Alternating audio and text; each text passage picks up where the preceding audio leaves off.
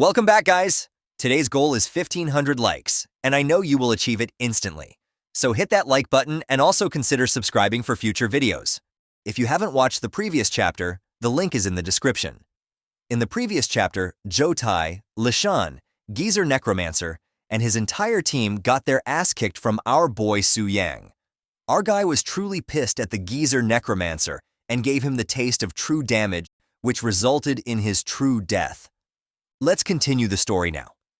Jotai was sitting in the room holding his head, probably reflection upon the beating they just recently received.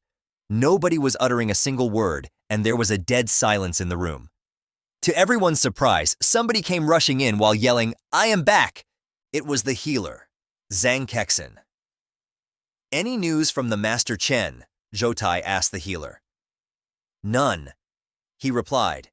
He told everyone that all the information about the necromancer, Master Chen, was disappeared from the Heavenly Secrets Pavilion. This means only two things. First, that someone deliberately erased the information, or he was dead. This revelation shocked everyone, and a chill ran down their spine. Jotai started wondering that how can the Black Dragon ignore the level protection mechanism and erased Master Chen? He wondered what kind of monster that Black Dragon is. With shaking body and a weak voice, he told everyone that this is no longer a problem that they can solve on their own. He decided to compensate Lishan's guild for their losses and leave the rest to the head squatters for decision-making. He wondered that only the Geezer Necromancer was killed, so there might be a special mechanism. Or did the boss dragon kill him intentionally and let the rest of them go? The scene then changes to our boy Su Yang. He was sitting on the sofa exhausted. He was drinking some cola to relax himself. He exclaimed that he was so tired because the level in the exploration group was beyond the Spirit Hunter. It took him so much effort just to defeat them. But it was worth it because the hard work paid off in the form of high-level loot. All the weapons he received were really rare, which shows that these guild are incredibly rich. The loot included some scrolls, potions, and some Diamond and Star Blessing tier equipment. The most valuable thing, according to the Su Yang, was the Starforge tier dagger that the crappy thug dropped. Its name was Shadow's Bloodthirst. He read the description, which explained that it was the pinnacle of assassination from the Abyss of Shadows. It claimed the lives of countless beings. It doesn't have any level restrictions, and it provided plus 180 agility and full 400 strength to the user. It has two abilities. The first one was named Shadow's Body. It consumed mana to achieve a short-term invisibility effect and gain 50% speed boost to the user. The second was Compassion Mark. It consumes mana to mark the target, launch an attack without being noticed, and deal 300% increased damage to the target. The next item was Legendary Skill Scroll. It had 5 charges, which can be activated unconditionally, a 5-stage skill known as Storm Snow 4000 Blades. Su Yang was super happy at his luck because last time he got a Diamond tier weapon, and this time he got a Starlight tier weapon that he can wield without any problem. And the scroll is also super powerful as it can kill a 4-stage transformation in an instant on top of it. It doesn't have any usage restrictions. Due to the experience he got from his recent massacre, his level is now 40, and he is now eligible for second transformation. He wondered if the Geezer Necromancer was truly dead and won't resurrect again. The system responded saying yes, that the Geezer Mega was completely eradicated by him. The system further informed that his decision was correct, and according to the system analysis, the Necromancer had a high probability of killing Su Yang after obtaining the Dragon Heart. The system further warned Su Yang that if he was killed by others transformators while in the Dragon Boss form, he will die immediately. After hearing this, Su Yang thought it was a right decision to kill the Geezer. He further thought that if he was not smart, he might have been died by now. But with this event, the adventurers will not dare to challenge him recklessly now. Su Yang then remembered that Starlight tier bosses were called true spirit creatures who has their own consciousness. He wondered what happens to the Bok Dragon's conscience when he uses its body. The system instantly answered, saying that the chosen boss will have its consciousness wiped when Lu Fan is in the body, regardless of the level of the boss. And when Su Yang is not connected, the boss will act normally according to rules set by the system. Moreover, if Lu Fan kills the dragon boss, The system will then find a new higher-level boss, which will have stronger capabilities than the previous boss. Su Yang then took out the heart of the dragon, which was required to kill the dragon boss successfully. He was happy that if he wants to kill the black dragon, he has the essential item, and everything is falling into right places. The notification window then informed that the layered dragon's heart was from unknown tier. It has many effects like 50% spirit boost and 100% strength boost.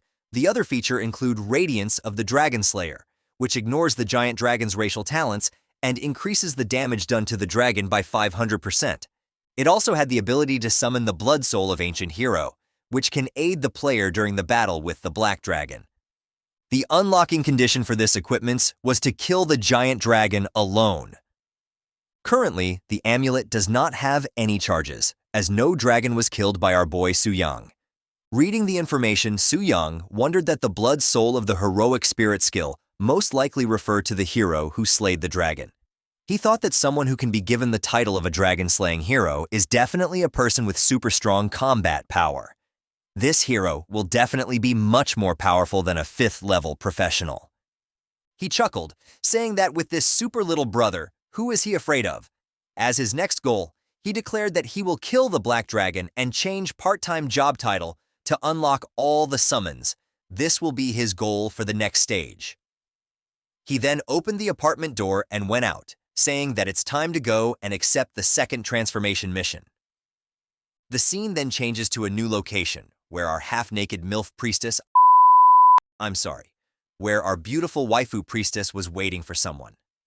People around her were wondering, that is she the temple priestess, and is she waiting for someone? They were questioning who has the status to make the temple priestess date at the door. Of course, they don't know about our Giga Chad boy Su Yang. If they knew, they would not be talking this trash. They were feeling envious, and they wanted a beauty like her to wait for them also. The priestess then opened her eyes and said, "Blessing of the statue." "Excuse me, brave sir, how can I assist you?" To these words, Su Yang was speechless and dumbfounded. He questioned, "Brave sir? And how do you know I was coming?"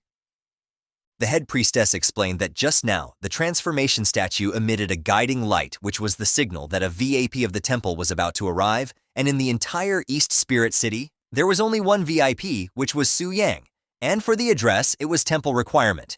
She urged him to don't mind. Su Yang smiled awkwardly and thought it was so edgy. Our well-rounded bai for priestess was also feeling awkward by following these weird specific rituals set by the temple. I want to find out what other weird rituals they have, and you know what I'm talking about. I promise that she won't feel this weird following all the other hidden rituals. Maybe they are all performed in the private area, somewhere hidden from regular people. Inside the temple, Su Yang then accepted the 5-star transformation task. The requirements to clear this task were to solo clear 2 silver tier instances and killing the final boss within 3 minutes of encountering it. To this requirement, Su Yang thought the same level instances usually required teaming up, but this task required a solar run is putting obstacles in plain sight. But for Su Yang, it was almost the same as no conditions. He had a smile on his face as he knew he can easily clear the task. Watching Su Yang accepting other 5-star mission, the priestess praised him and said that he is truly worthy of being called a brave man. Su Yang then asked the head priestess that it was nothing major, and he requested if she can provide him with the map of Silver Tier instance near East Spirit City. The priestess asked Su Yang to wait for a moment, and then she handed the map, which included all the information about Silver Tier and other information such as refresh locations and times of Bronze and Gold Tier dungeons.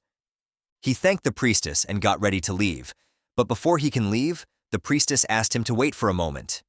She informed him that not long ago, a terrible incident occurred in a dungeon. The difficulty of the dungeon suddenly increased, and it also resulted in a death of a professional. She continued her explanation, saying that the low-level wilderness areas have been crowded due to this accident, and now they often result in bloody conflicts due to competition for dungeons. She warned him to be extra careful. To this reminder, Su Yang thanked her and told her that he will be careful. He thought with so many low-level dungeons around the East Spirit City, he should be able to find 2 silver tier ones. Then the scene shifted to a dungeon, or somebody was already in the dungeon and he could not read it. A lot of people were standing in front of it and waiting for their turn to enter. He visited many other dungeons, and it was the same for all of them. By the end of the day, he was fully tired and exhausted due to all this running around and not being able to enter any dungeon. He said that after running 7 or 8 dungeons in a row, they were all taken by someone else. He was feeling that this was too unlucky, and he thought that it could be because he have been too lucky picking up all the equipment recently and triggered the law of conservation of luck. In the next scene, he was looking at the map which was provided by the priestess, and he was trying to find the entrance to the Cave of Suffering. He noticed that there were a lot of people waiting in front of this dungeon as well. Upon looking closely, he recognized a familiar face. It was Guswekian. He wondered what she was doing here. She was trying to defend herself from a douchebag, saying that she arrived first at the dungeon, and she does not want the douchebag to snatch it from her. Su Yang also recognized the useless shit Wang Fei.